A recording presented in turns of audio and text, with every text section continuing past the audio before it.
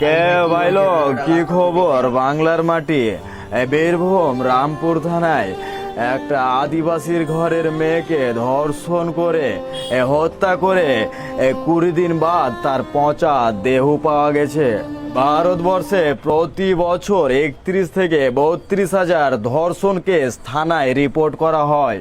এনসিবিআর data বলছে প্রতি বছর 3 থেকে 4 লক্ষ ভারতবর্ষে ধর্ষণ হয়। 90% মানুষ এই ধর্ষণকারীর উপর রিপোর্ট করে না, এফআইআর করে না, কারণ সামাজিক কলঙ্ক, পুলিশের ভয় এবং অদক্ষতার কারণে মানুষ আইনের কাছে গিয়ে ধর্ষণের কোনো ন্যায্য বিচার তো পায় না, তবে পরিবারের সম্মান নষ্ট হয়ে যায়। ঠিক তেমনই আমি বাংলার কথা বলছি। বাংলার মাটিতে প্রতি বছর 1100 থেকে 1200 ধর্ষণ রিপোর্ট করা হয় থানায়।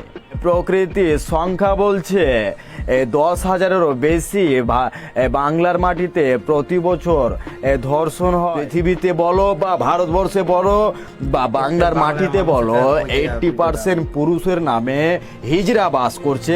তাদের কথা বলছি না, যারা সেই 20% যারা পুরুষ মানুষ, আমি তাদেরকে বলছি যে আইনের দিকে তাকিয়ে থেকে কি লাভ। আজকে একটা আদিবাসী ঘরের মেয়েকে ধর্ষণ করে হত্যা করে দেওয়া হয়েছে, 20 দিন বাদ তার পচা দেহ পাওয়া গেছে। ধর্ষণকারীকে আইনের লোক আসবে, দিয়ে একটা পুলিশের গাড়ি আসবে, দিয়ে তাকে ধরে নিয়ে যাবে। 6 মাস পর, 1 বছর পর, 2 বছর পর সেই ধর্ষণকারী আবার এই বাংলার মাটিতে হাওয়া খাবে। কালকে তো আমার বোন বা আমার মেয়ে হতে পারে, পরশুদিন আপনার মেয়ে বা আপনার বোন হতে পারে। বাংলার মাটি এই যে আদিবাসী ঘরের একটা নিষ্পাপ একজন নারীকে ধর্ষণ করে হত্যা করে দেওয়া হলে কে? তারই শিক্ষক, তারই স্কুলের শিক্ষক। এই যে বাংলার মাটির পরিস্থিতি, যারা পুরুষের নামে হিজড়া, এইসব ঘটনা যখন চোখের সামনে আসে, দেখে বাদ দিয়ে দিল, হাসছে, মজা নিচ্ছে। অমুক জায়গায় এরকম একটা ঘটনা হলো, অমুকের মেয়ে, তার কি যায় আসে? তারা হচ্ছে পুরুষ নামে একটা কলঙ্ক।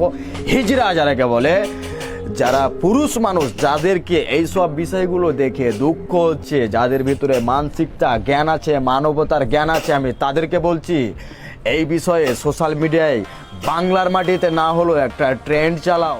এই সব ধর্ষণকারীকে ডাইরেক্ট ফাঁসির সাজা হওয়া উচিত। তোমার মন্তব্য কি এই ভিডিওর মধ্যে কমেন্টে বলে যাও। এই